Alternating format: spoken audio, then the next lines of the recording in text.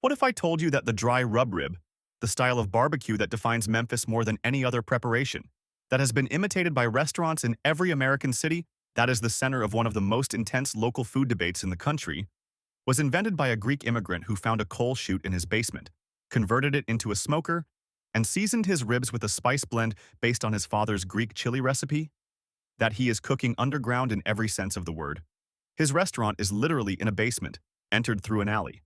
And that he has been doing it the same way since 1948? Memphis, the home of the blues, the birthplace of rock and roll, the city at the bend in the Mississippi where everything from the Delta converges and something new comes out the other side, where a Greek immigrant in a basement alley invented the most imitated rib style in America, where the soul food tradition built by the African-American community of the Mid-South feeds the city the way the blues feeds the soul. In 1948, Charlie Vergos opened a snack bar in the basement of a building on 2nd Street in downtown Memphis. He was selling ham sandwiches and cold beer. The basement had an old, unused coal chute in one corner. Vergos converted the coal chute into a smoker. He started cooking ribs. The ribs he developed were unlike anything being served at the Memphis barbecue joints of the time, which were primarily cooking pork shoulder with wet sauce. Vergos cooked his ribs close to the heat, higher temperature than the low and slow tradition, with charcoal rather than wood. He finished them with a vinegar wash, and he seasoned them with a dry rub based on his father's Greek chili recipe, adding paprika to give the rub a more traditional barbecue color. And Vergos created a rub based on the seasoning from his father's unique Greek chili recipe. He added paprika to give it a more traditional barbecue color. And that's it. People went nuts for them. The standard for Memphis-style barbecue ribs was set over half a century ago in a basement restaurant in downtown Memphis. The rendezvous has been there ever since. The entrance is through an alley, a narrow passage between buildings in downtown Memphis that smells of charcoal and spice before you reach the door. You walk down steps into a basement. The walls are covered with memorabilia, photographs, license plates, pennants, the accumulated record of 75 years of visitors. The ribs arrive dry. The rub is everything, the sauce is on the side, and ordering wet ribs at the rendezvous is a statement about your relationship to Memphis barbecue culture. Mr. Charlie's kids and grandkids, along with their extended family, the restaurant staff, still serve those signature ribs the same way. The dry rib is the rendezvous. The wet rib is everything else. And in Memphis, everything else is a deep and serious tradition. A Memphis wet rib is a pork spare rib, or baby back rib, smoked over hickory wood low and slow for 4 to 6 hours, mopped with a tomato and vinegar-based sauce during the cooking process, and served sauced on the plate.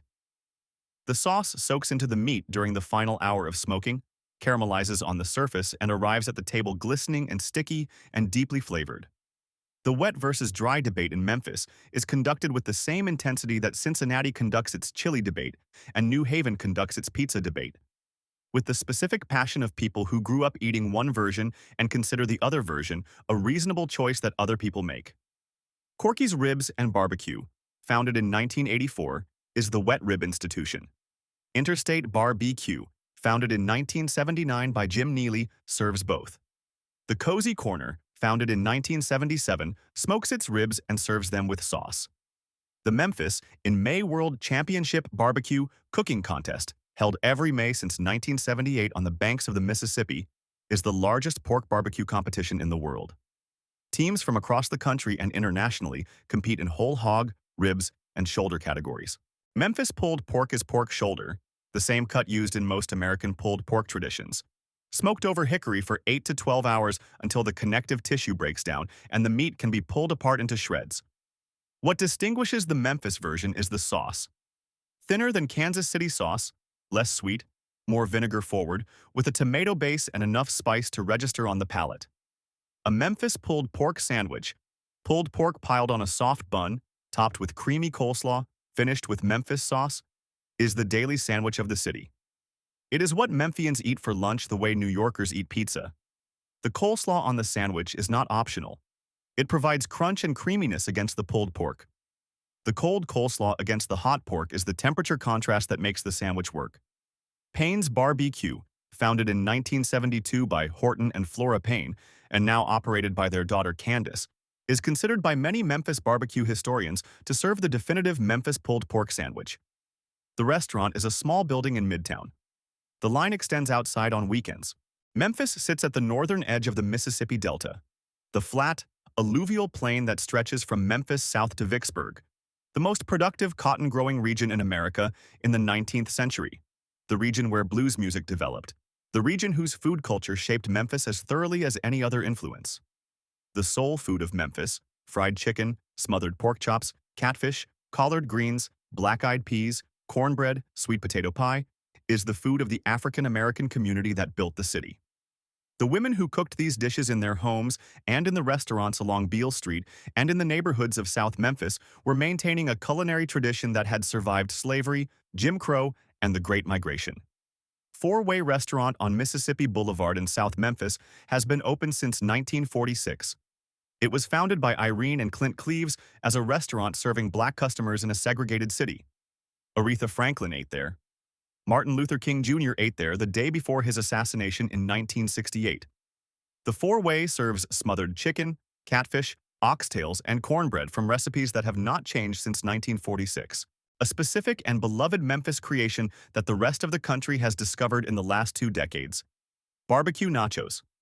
Memphis barbecue nachos are tortilla chips topped with pulled pork, Memphis barbecue sauce, shredded cheddar cheese, sour cream, and pickled jalapenos. They are not a Tex-Mex preparation. They are a Memphis preparation, the combination of the city's most abundant ingredient, pulled pork, with the bar food format, nachos, that produces something more specifically Memphis than either element alone. The Rendezvous doesn't serve them. The nachos are a stadium food, a bar food, a food that appeared at Memphis Redbirds baseball games and Memphis Grizzlies games and spread from the concession stands to the restaurants along Beale Street to the broader Memphis food conversation. They are now on the menu at barbecue restaurants across the country under various names. In Memphis, they are barbecue nachos, and everyone knows what that means. The Mississippi River runs along the western edge of Memphis. The tributaries and oxbow lakes of the Delta, the old channels of the river that were cut off as the river shifted, produce catfish in quantities that make the Mid-South one of the great catfish regions of America. Delta-style catfish, channel catfish, dredged in seasoned cornmeal and fried in hot oil until the crust is dark and crackling, is the Friday night food of Memphis and the surrounding Delta.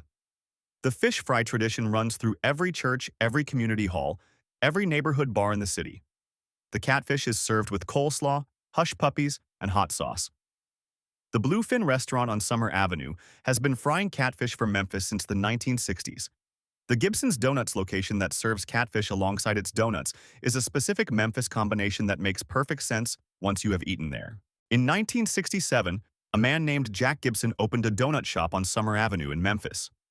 The glazed donut at Gibson's, yeast-raised, light, slightly sweet, covered in a thin glaze that sets to a delicate crunch, has been the Memphis donut for 57 years. Gibson's is open 24 hours. It serves donuts and coffee and, at certain hours, catfish. The combination of donuts and catfish at a single establishment is not unusual in Memphis. It is a feature of the specific Memphis food culture that combines Southern comfort food with the practicality of a 24-hour operation that needs to feed people at all hours. The Saturday morning line at Gibson's extends out the door and down Summer Avenue. The donuts are made continuously. The glazed donut is consumed before the glaze has fully set. This is considered the optimal timing. The donut shop that Jack Gibson opened in 1967 has been feeding Memphis mornings for nearly 6 decades without changing the glaze recipe. Memphis has its own version of the comeback sauce that appears in Jackson, Mississippi, the creamy, tangy, slightly spicy dipping sauce that appears at every table of every Memphis restaurant that serves fried food. The Memphis comeback sauce leans slightly different from the Jackson version. More mayonnaise, less ketchup, more emphasis on the garlic and the hot sauce, a slightly more assertive pepper presence. It appears with the catfish, with the hush puppies, with the fried green tomatoes that appear at Southern restaurants throughout the city, with the fried okra. Every Memphis restaurant has its own version. The differences are argued about. The consensus is that a good comeback sauce is the thing that makes the fried food complete, that without the sauce, the catfish is just catfish, and with the sauce, it is Memphis catfish. The Memphis table begins with sweet tea. Not as a drink, as an assumption. You sit down, the sweet tea arrives. This is how it works. Memphis sweet tea is brewed strong, sweetened while hot. Enough sugar that the finished tea is opaque rather than clear, and served over ice in a large glass. The sugar content that impresses visitors from outside the South is not an accident. It is the standard. The question at a Memphis restaurant is not sweet or unsweet. The question is what size? The sweet tea at Four-Way Restaurant has been poured the same way since 1946. The sweet tea at the Rendezvous arrives when you sit down. The sweet tea at Gus's world-famous fried chicken, the Memphis Fried Chicken Institution on Front Street, is the default beverage for the spicy chicken that has been making people sweat since Gus himself started frying it in Mason, Tennessee, in 1953. Gus's fried chicken deserves its own entry. Napoleon Na Bonner started selling fried chicken out of a small shack in Mason, Tennessee, 40 miles east of Memphis, in 1953. His son Maggie Bonner took over and developed the specific recipe that made the chicken famous: a thin, crispy, lacy crust with cayenne heat that builds slowly and doesn't stop, on chicken that has been marinated long enough to absorb the seasoning all the way to the bone. The original Mason location operated quietly for decades, known to locals, unknown to the wider world. In 2001, a Memphis restaurant owner named Vernon Hardwick brought the recipe to Front Street in downtown Memphis. The Memphis location put Gus's on the national map. The heat of Gus's fried chicken is not the immediate, sharp heat of Nashville hot chicken.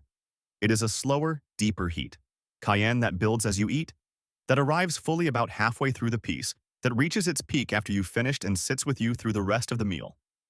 The crust is thin and lacy rather than thick and substantial. The chicken underneath is juicy. The sweet tea on the table is not incidental. It is necessary. Gus's now has locations across the country. The original Mason location still operates. Memphis built its food from the river and the delta, and the people who came up from the south and stayed. The dry rub rib was invented by a Greek immigrant who found a coal chute in his basement and seasoned the meat with his father's chili recipe.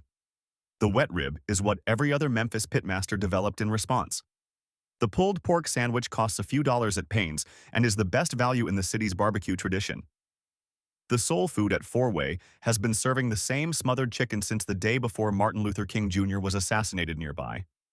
This is not a coincidence. Memphis is the city where the Delta poured into the north, where the blues musicians came up from Clarksdale and Greenwood and Indianola and found Beale Street, where the barbecue tradition of the pork-raising South concentrated into a single city's obsession, where the soul food of the African-American Mid-South built institutions that have outlasted the segregation that created them. Not every city's most famous restaurant is entered through an alley into a basement. Not every city's food debate has been running since a Greek immigrant converted a coal chute into a smoker in 1948. Not every city's fried chicken requires sweet tea, not as a preference but as a physiological necessity.